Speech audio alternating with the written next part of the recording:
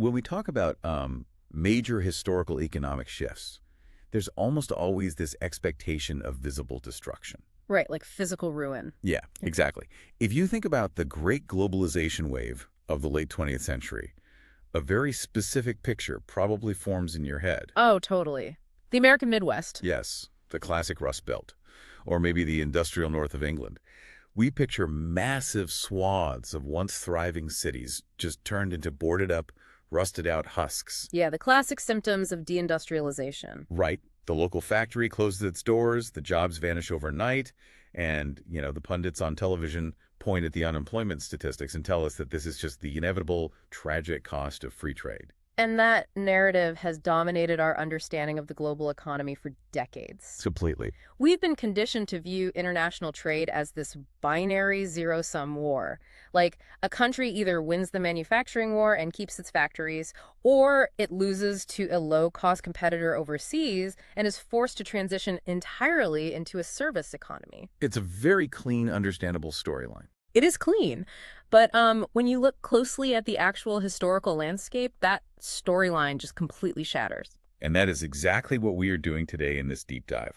We are looking at a historical anomaly that completely defies conventional wisdom. Because during that exact same time period, while the U.S. and the U.K. were boarding up their manufacturing sector. Exactly. Germany's manufacturing sector stood completely unshaken. Yeah, it's wild. Throughout the rise of Eastern Europe, throughout the integration of China into the global market, the German industrial machine didn't just survive, it thrived. It really did. And the reason why is going to hit a lot of people like a slap in the face. It's totally anti-intuitive. It is a massive paradigm shift. The core truth we are exploring today is that globalization never actually stole entire industries. Wait, really? Yeah. The idea that a whole sector just picks up and moves across the ocean is a complete myth. What the forces of global trade actually did was target and extract highly specific microscopic tasks. Tasks, not jobs. Exactly, not jobs, tasks. This changes everything about how we need to view our own daily work. And to really understand this, we're looking at a monumental 30-year economic study. By Sascha Becker and Marc-Andreas Muendler. Right, from the University of Warwick and UC San Diego. And what makes this research so compelling is just the sheer scale of the timeline. Oh, it's unprecedented. We're not looking at a 1 or 2 year statistical blip that you could just write off as a temporary market fluctuation. No, the time frame is what gives this research its unassailable credibility. I mean, short-term data can often be massaged, Sure, intentionally or unintentionally. Yeah, to tell whatever story the researcher wants. But they didn't rely on short-term snapshots. They utilized the German Qualification and Career Survey. The BIBB survey, right. Right, widely known in economic circles as the BIBB survey. They painstakingly tracked microdata across 5 distinct historical waves. 1979, 1986, 1992, 1999, and 2006. So that spans the Cold War, the fall of the Berlin Wall. For reunification of Germany. And the massive entry of Asian markets into the World Trade Organization. Exactly. And they analyzed the responses of nearly 150,000 individual German workers across those 3 decades. Wow, 150,000. Yeah.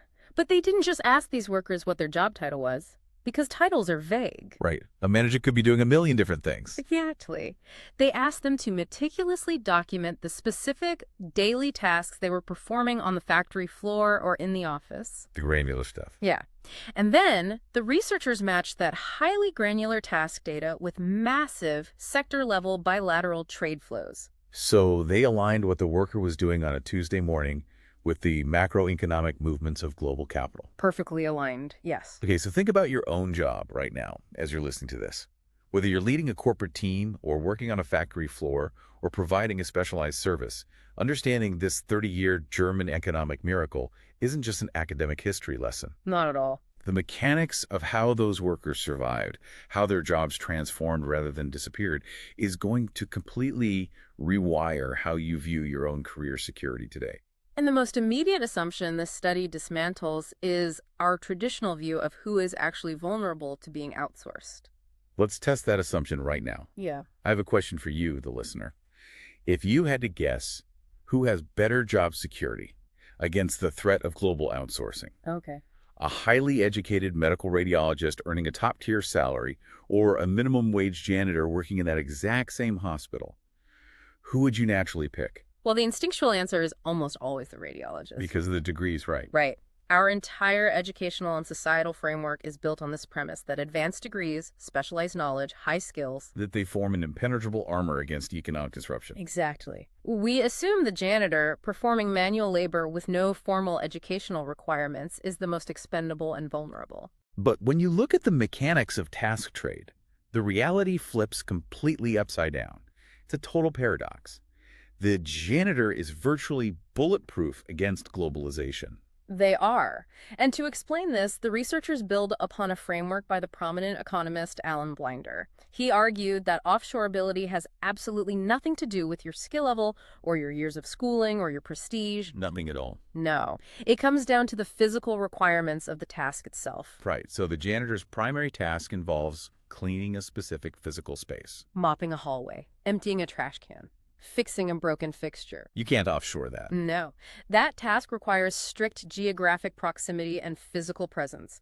You simply cannot mop a floor in a Munich hospital from a desk in Bangalore or Shenzhen. The task is totally anchored to the location. Exactly. But the radiologist, on the other hand, performs a totally different kind of task. Despite their 8 years of intensive medical training. Despite all the specialized knowledge and high socioeconomic status, the core task they perform is reading and interpreting CT scans and X-rays. Which is entirely digital. Yes. It is codifiable information. And because it's codifiable, it can be transmitted through a fiber optic cable in a fraction of a second. Which makes it incredibly easy to offshore. That is the crucial vulnerability. If a task can be decoupled from its physical location without losing its inherent value, it becomes highly offshoreable. So the hospital can easily send that digital X-ray to a qualified radiologist halfway across the world. Who can read it, write the report, and send it back overnight. It's crazy. The vulnerability of the highly educated elite is a massive blind spot in our traditional economic thinking. We've spent decades categorizing low skill as synonymous with highly offshoreable and high skill as synonymous with safe. So the new rule of thumb for evaluating your own career isn't about your diploma. Offshoreability is entirely dictated by the specific attributes of your daily workflow. Exactly. Are your tasks routine? Are they codifiable? Can the core value of your output be sent through a wire?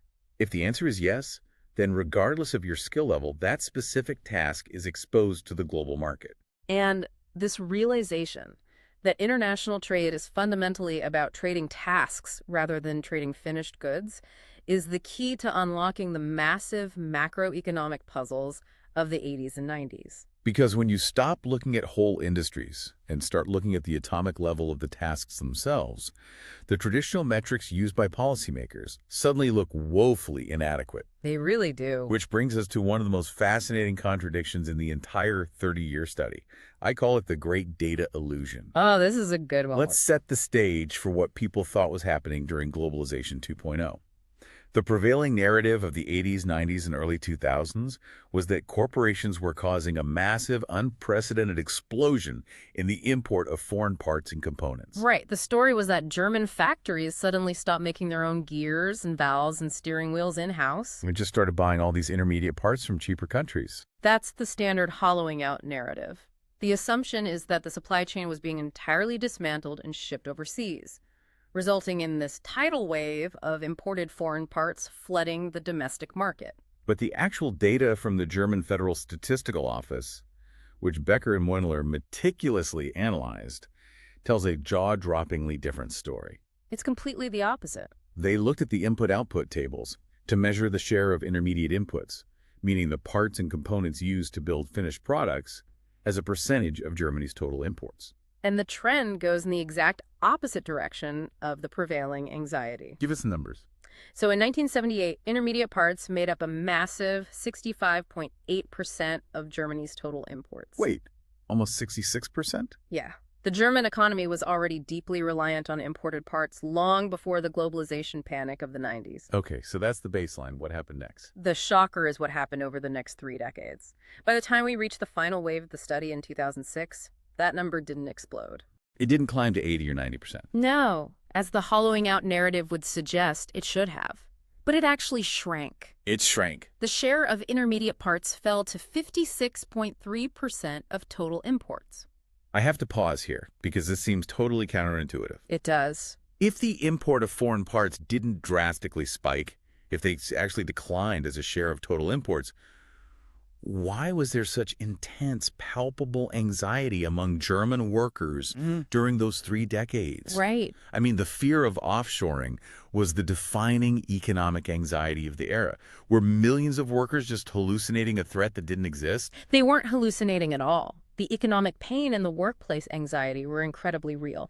The problem was that the mechanics of the shift were entirely misunderstood by the public and the media. So what was actually happening? To understand why the workers felt so threatened, we have to look past the top-line import numbers and examine a mechanism called cross-border substitution. Cross-border substitution. Walk us through how that works. First, we need to look at Germany's total outsourcing rate. This metric tracks how much of a finished product's value was created by outside suppliers rather than manufactured in-house by the main company. Okay. Over the entire 30-year period, from 1979 to 2006, Germany's total outsourcing rate remained incredibly flat. It hovered stubbornly right around 51%. So the actual volume of outsourcing, the total amount of work being farmed out to other companies, didn't change at all. Correct. The total size of the outsourced pie remained perfectly stable.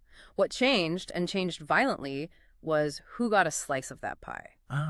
Historically, in the 1970s, a massive German car manufacturer in Stuttgart might outsource the production of its braking systems to a mid-sized German supplier located just down the street. Or in the next town over. Right. That's domestic outsourcing. The money and the jobs are staying within the German ecosystem. Yes.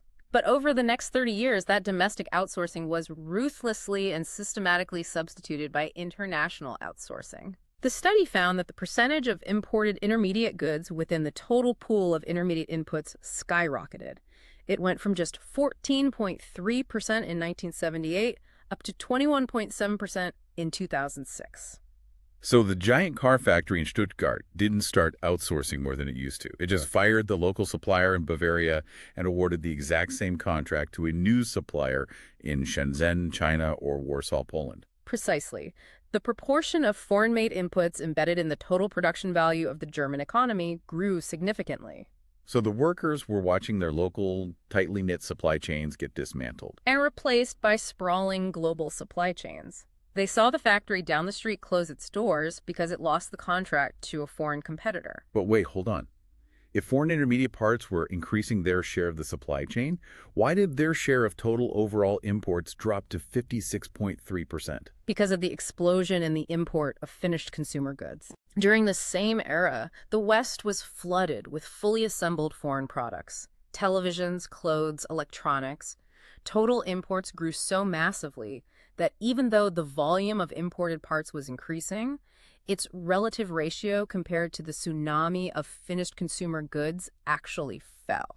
That is a statistical paradox. It completely masked the underlying structural earthquake happening within the manufacturing sector. That is a brilliant clarification. The headline statistics were hiding the actual mechanism of disruption. Exactly. And this structural earthquake didn't just decimate the local suppliers who lost those contracts. It fundamentally aggressively mutated the daily lives of the workers who managed to keep their jobs inside the main factories. This is where the microdata from the BIBB survey becomes truly revolutionary. Yeah. The researchers didn't just track employment status, they tracked the precise evolution of daily workplace activities. And what they uncovered is the birth of the modern, high-stress, multitasking economy. Think about your own workday right now.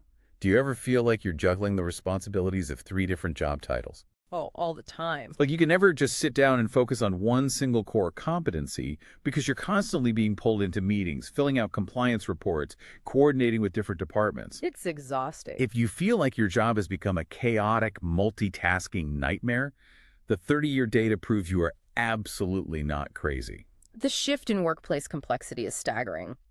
Let's look at the baseline in 1979. Okay, lay it out. In that first wave of the survey, nearly 59% of all German workers reported that they performed only one single primary task on the job. Wait, nearly 60% of the workforce? Yeah. They clocked in, did their one highly specific routine, let's say, manually operating a stamping press to shape a piece of sheet metal, and then they clocked out and went home. It was a singular focus. Exactly. It was the epitome of the traditional, highly compartmentalized industrial workflow. But then globalization hits. And that model is utterly eradicated. By the time we reached the 2006 survey wave, the number of workers performing only a single task had plummeted from 59% to a microscopic 1.6%. From majority of the workforce down to effectively zero. Yeah. That is a total extinction of the single task job. The transformation is undeniable. In 1979, the average German worker handled 1.67 discrete tasks. By 2006, that average had skyrocketed to a staggering 7.24 distinct tasks per worker. They're doing more than 4 times the variety of work. But what exactly are these new tasks? Because they aren't just operating 4 different stamping presses instead of 1. No. And this is the crux of how domestic workers survived the offshoring wave. The data maps out exactly which tasks vanished and which tasks surged. So what vanished? The relative frequency of traditional, highly offshoreable manufacturing tasks, the basic physical assembly, the routine material processing, the manual shaping of parts plummeted. Because those were the tasks that were codified and sent to Poland or China? The radiologist tasks of the factory floor, if you will. Precisely. The easily isolated, repetitive tasks. But to compensate, the survey shows massive, sustained surges in non-routine, highly interactive tasks. Things you can't outsource. Exactly. We're talking about activities that cannot be easily codified or outsourced.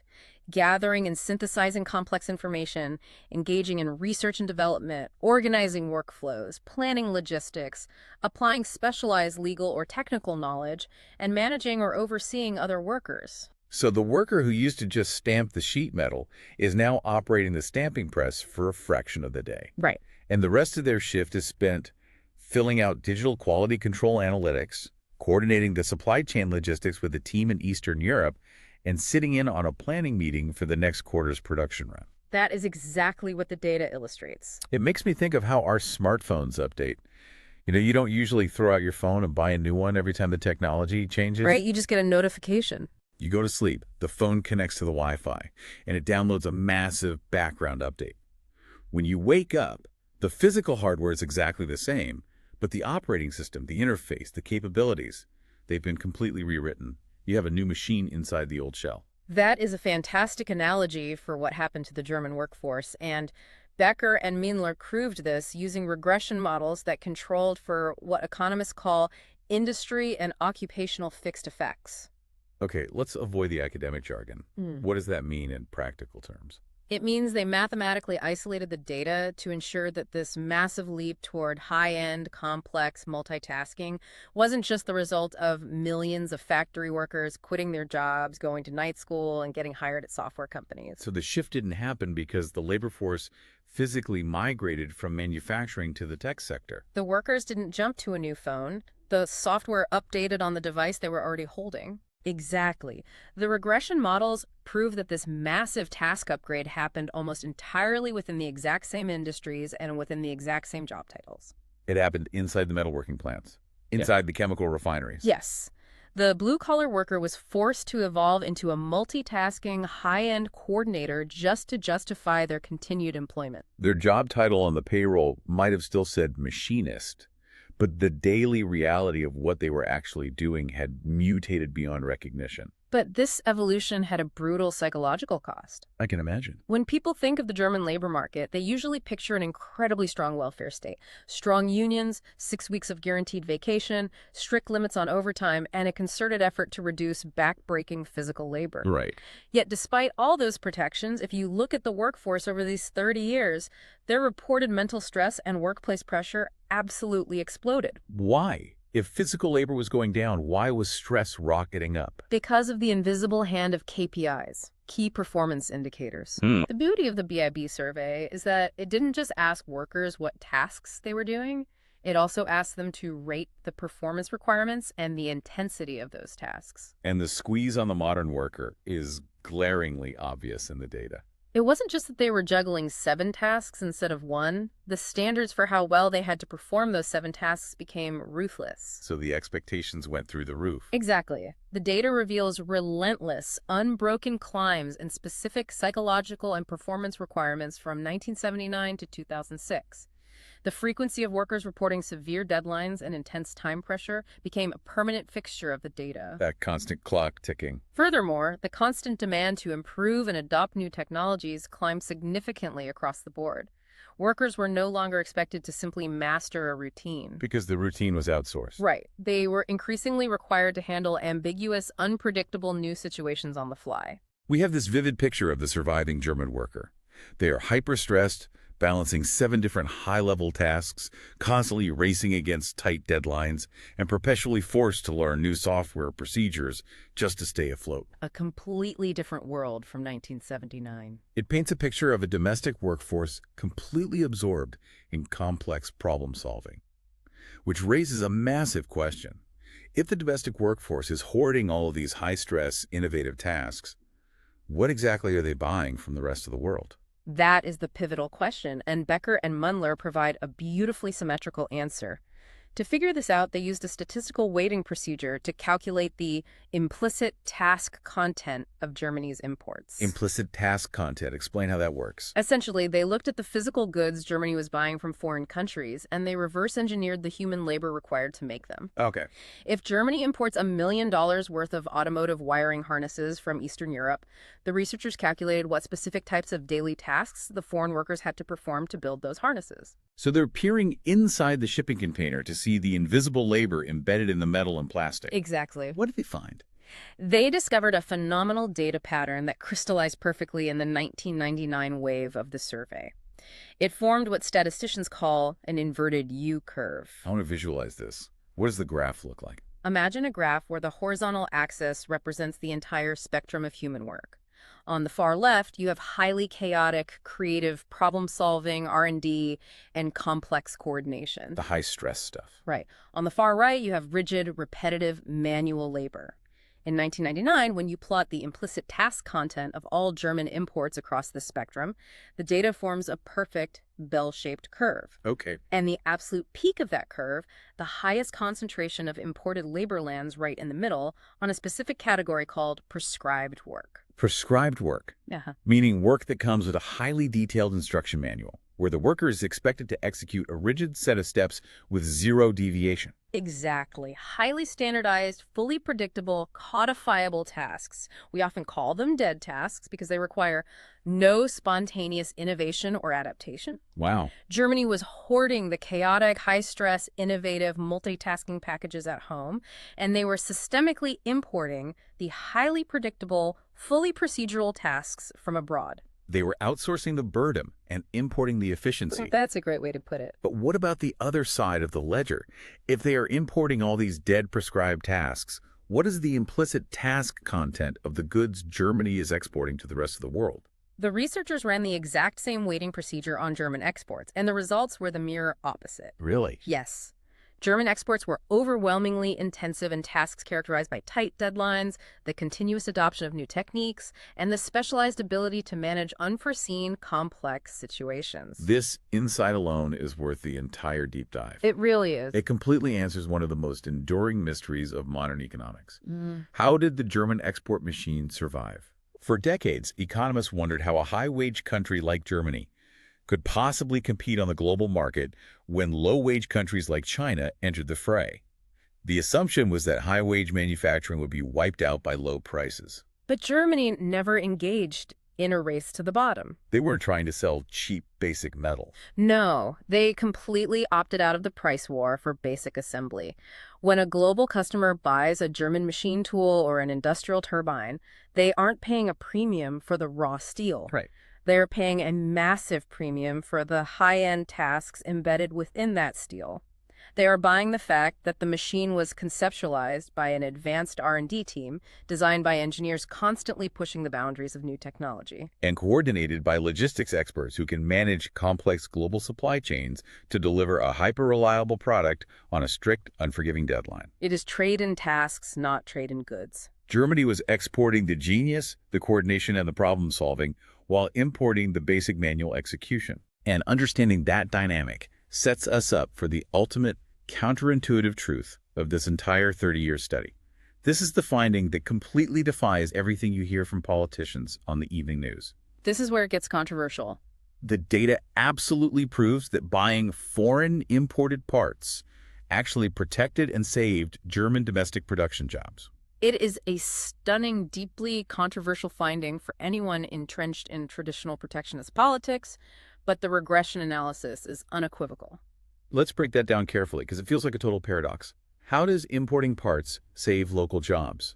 We have to sharply distinguish between classic trade and task trade, right? Correct. What happens under the rules of classic trade? Classic trade is the importation of a finished, final consumer product. Think of a fully assembled television from Japan or a completed car from South Korea. Right. When Germany imports finished products, the regression data shows exactly what you would expect, a significant substitution effect. The foreign product directly competes with and replaces the domestic product, causing the domestic worker to lose their job.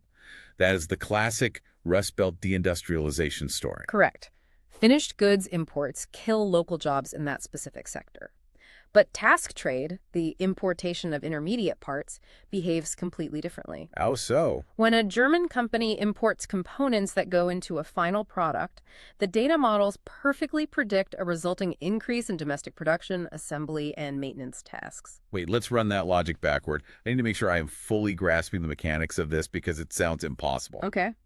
Are you saying that a German car manufacturer buying a steering wheel from a factory in Eastern Europe actually protects the employment of the German guys standing on the assembly line in Stuttgart building the rest of the car? Yes. The imported steering wheel doesn't threaten the assembly worker, it secures their position. How is that economically possible? If you are sending money to Eastern Europe for a part you used to make in Germany, hasn't a German worker lost a job? It comes down to what economists call the efficiency catalyst. Remember our discussion about cross-border substitution? Yeah. The German car manufacturer replaces a highly inefficient, expensive local supplier of steering wheels with a much cheaper, highly efficient foreign supplier. Okay, so the car company lowers its overall production costs. They save money on every steering wheel they buy. Exactly. And because the steering wheel is cheaper, the total cost to produce the final, fully assembled German car drops significantly. Right. This lower production cost makes the German car massively more competitive on the global export market.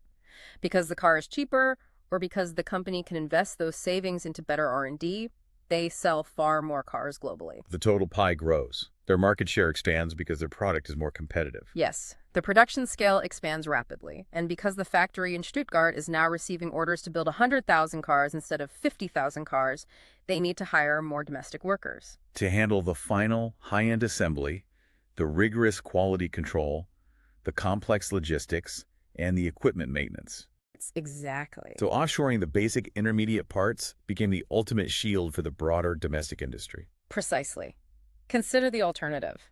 If protectionist policies had forced the German automaker to buy the expensive, locally made steering wheel, the final cost of the car would have been too high.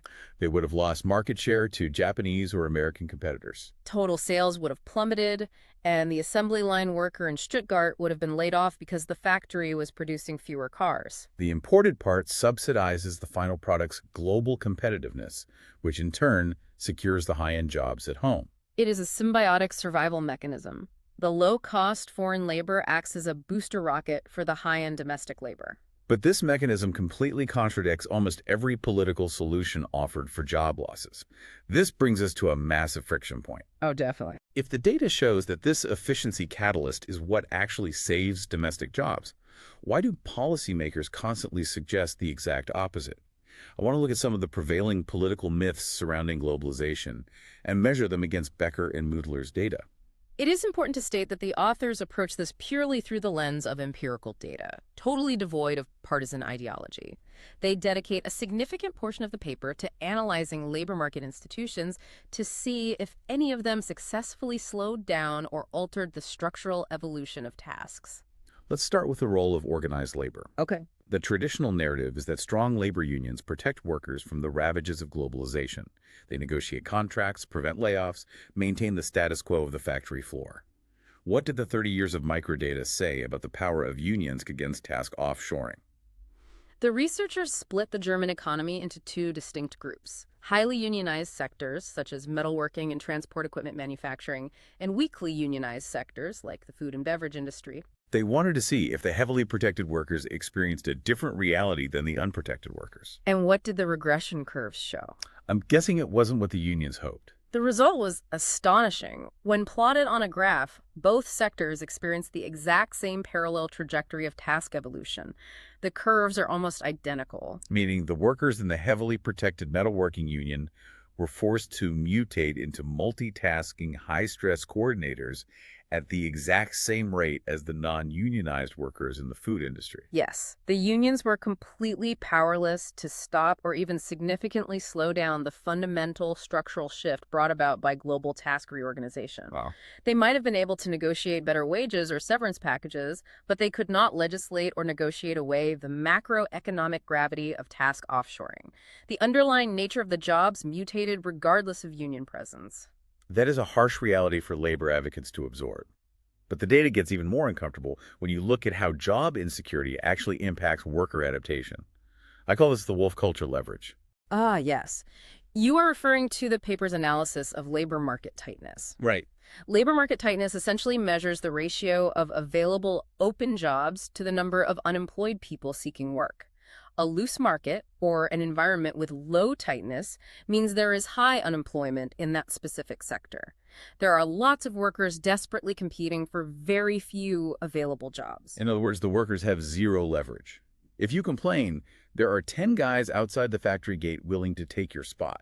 It's a brutal, hyper-competitive environment. Exactly. And the data reveals a fascinating behavioral response to that environment. In sectors with the highest unemployment and the absolute least job security, the workers actually evolved into their new high-end multitasking roles significantly faster than workers in secure sectors. The ruthless survival pressure forced a more rapid evolution. Right. Because they knew they were highly expendable, they voluntarily adapted, took on more complex tasks, and learned new skills faster just to prove their worth to the employer. They mutated because they had an economic gun to their heads. The intense competitive pressure acted as a catalyst for a faster restructuring of job characteristics. It's an uncomfortable truth about human behavior in labor markets. External shocks and the sheer necessity of survival often drive the most rapid adaptation. It's survival of the fittest at a micro-task level. Let's tackle another massive political narrative that dominates protests against globalization: the sweatshop myth. Oh, the regulatory arbitrage argument. Right. The classic argument is that multinational corporations offshore tasks to developing countries, primarily because those countries have zero labor laws. The narrative is that capital always seeks out the most exploitative environment places with no minimum wage, no firing restrictions, and no worker protections. Did the 30-year German data validate that assumption? The researchers delivered a very rigorous, data-driven analysis of this specific claim. They utilized comprehensive databases from the International Monetary Fund and the World Bank that specifically index the strictness of a foreign country's labor laws. These indices measure tangible regulations: severance pay requirements, advance notice for layoffs, minimum wage rigidity, and overall labor protection strictness. So they took these IMF scores for various countries and cross-referenced them with the exact tasks Germany was importing from those countries. Yes.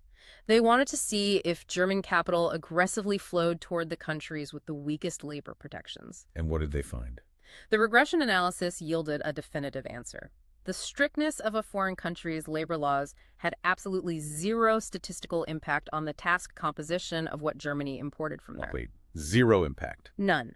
When you look at the charts comparing imports from high protection countries versus imports from low protection countries, the lines are nearly identical. They basically sit right on top of each other. So German corporations were not systematically hunting for regulatory loopholes to exploit unprotected workers. The data strongly indicates that trade flows and task offshoring were driven by raw market efficiency, overall production capacity, and base price, not by a simplistic hunt for institutional labor arbitrage. That's incredible. Whether a supplier in Eastern Europe had strict firing laws or no firing laws simply didn't change the task composition of the intermediate goods the German manufacturer decided to buy from them.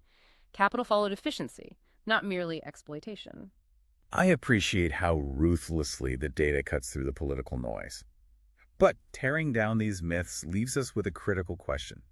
We call it the tariff fallacy. Yes. If unions can't stop the tide of task mutation, and if offshoring isn't just a regulatory loophole to be closed, what is the actual solution for a country trying to protect its workforce? If you listen to modern populists, the answer is always tariffs. build a massive protective wall of taxes around the domestic market. The authors conclude that over the entire 30-year scope of their study, there is no empirical evidence of a market failure that would justify protectionist government intervention like tariffs. So tariffs are a bad idea. In fact, based on the mechanics of the efficiency catalyst we discussed earlier, tariffs are uniquely destructive in a task trading world, because tariffs would artificially inflate the price of the imported intermediate parts. Exactly. If you put a heavy tariff on the imported steering wheel from Eastern Europe, you force the German car manufacturer to pay more. That raises the final cost of the car, which destroys its competitiveness on the global market. Sales plummet, production scales back. And the domestic assembly worker in Stuttgart loses their job. Tariffs designed to protect the domestic supply chain inevitably end up strangling the high-end domestic assembly jobs. It's self-sabotage. Yeah. So if protective walls are economic suicide, what is the real moat? How does a worker or a nation actually defend themselves? The only true impenetrable defense line against the forces of globalization, and by extension any technological disruption, is education. Education. But the data points to a very specific kind of education. It is not just about learning a single, highly specialized hard skill, because as we've seen, hard skills can become codifiable and offshoreable. The authors emphasize the critical importance of soft skill training and adaptability. Teaching workers how to learn, rather than just teaching them a static procedure. Precisely.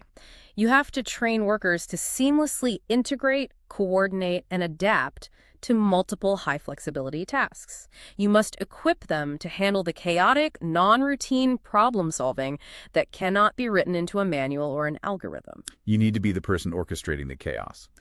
The educational infrastructure needs to produce multitasking coordinators who can manage the unpredictable, not human robots trained for a single static job that is destined to mutate anyway. Which brings us perfectly to the most urgent takeaway of this entire deep dive. If you're listening to this, you might be thinking, this is a fascinating history of German metalworkers in the 90s, but I work in a modern office. What does this have to do with me? It has everything to do with you. Because the exact same anxiety that swept through those factory floors 30 years ago is sweeping through the white-collar world right now. History is absolutely repeating itself, chapter and verse. The underlying mechanics of disruption are identical, only the color of the collar has changed. In the 80s and 90s, globalization was coming for the blue collar, physical tasks that could be boxed up, put on a cargo ship, and sent across the ocean. Today, artificial intelligence is coming for the white collar, digital tasks that can be coded, processed, and executed by an algorithm. The parallel is flawless. Just as the German blue-collar worker survived the offshoring waves by abandoning single, repetitive manual tasks and aggressively embracing complex coordination, problem-solving, and quality control, today's white-collar knowledge worker must execute the exact same pivot. This is the fundamental insight that can cure your anxiety about the future. AI isn't coming for your entire job. Just like globalization didn't steal entire industries. AI is coming for your codifiable tasks. If a significant portion of your workday involves prescribed work, if you are essentially following a mental manual, taking data from spreadsheet A, running it through a standard formula and pasting it into spreadsheet B, that specific task is going to be outsourced to the algorithm. But we must remember the efficiency catalyst.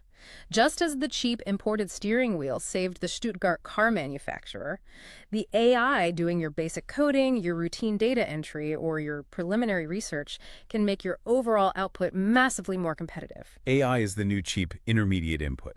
Exactly. If you utilize it correctly, it frees you up to migrate into the high-end tasks. Organizing complex projects, applying nuanced human judgment, navigating office politics, consulting with clients, and managing unpredictable new scenarios that the algorithm cannot comprehend. The exact same non-routine high-end tasks that saved the German factory workers. The blueprint for survival has already been written and proven over a 30-year span. So, as we wrap up this deep dive, I want you to think critically about your own daily workflow. Look closely at your tasks. Look at what you do between 9 and 5. Are you building your new moat? Are you actively shifting your energy into the high-flexibility, multitasking spaces that the algorithm can't reach? Or are you digging in your heels trying to protect a single, codifiable, dead procedure that is already obsolete? It is the defining economic and professional question of our current era. Adaptability is no longer a buzzword. It is a structural requirement for survival. At the beginning of this conversation, we talked about that digital X-ray machine, and how the radiologist's seemingly unassailable job contained a hidden vulnerability. We all naturally crave economic realities that are clean, highly visible, and easy to categorize. We want clear villains. Right. We want to be able to point at a rusted-out factory closing its doors or an AI program writing a block of code and confidently say, there is the exact problem. But the reality of disruption is deeply murky and complex. It's never about the whole factory, and it is never about the job title on your business card. The true battlefield is microscopic. It's fought at the level of your daily tasks. The environment around you is fundamentally shifting. The tasks are mutating. You just have to make absolutely sure you are mutating with them.